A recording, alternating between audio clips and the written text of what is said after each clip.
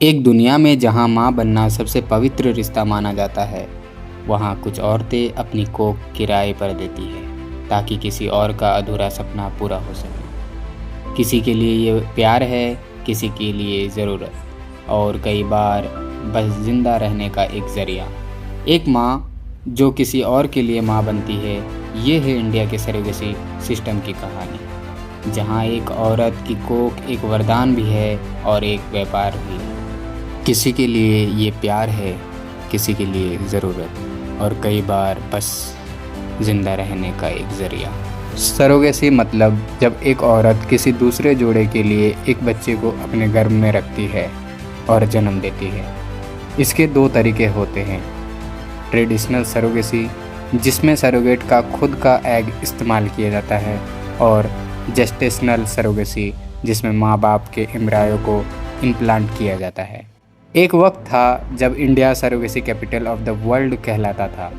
हर साल हज़ारों बेऔलाद जोड़े यहाँ आते थे, एक उम्मीद लेकर, एक नई ज़िंदगी की तलाश में। इंडस्ट्री तेज़ी से बढ़ने लगी, लगभग 2500 करोड़ का व्यापार और देश भर में हज़ारों क्लिनिक्स का जाल। लेकिन इस तेज़ी के पीछे छुपी थी कई अनसुनी कहानियाँ, उन औरतों की जिनके गर्भ ने किसी और के सपने को जन्म दिया।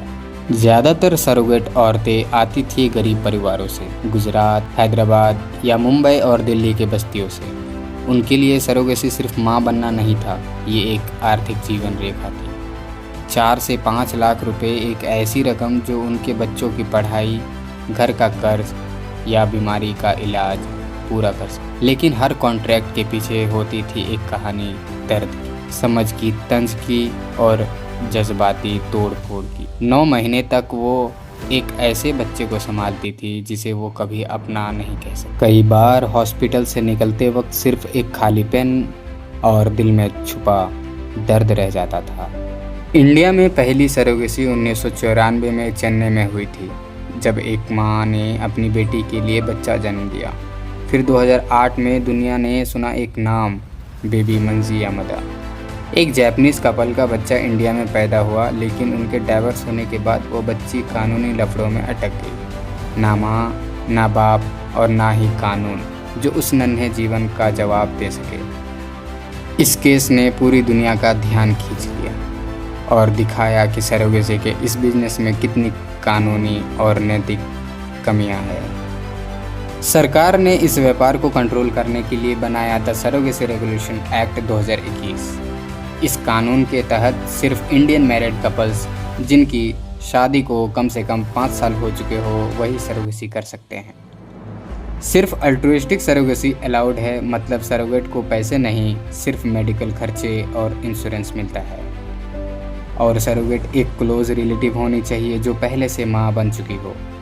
अब फॉरेनर्स, LGBTQ+ कपल्स और सिंगल पेरेंट्स इस लिस्ट से बाहर हैं।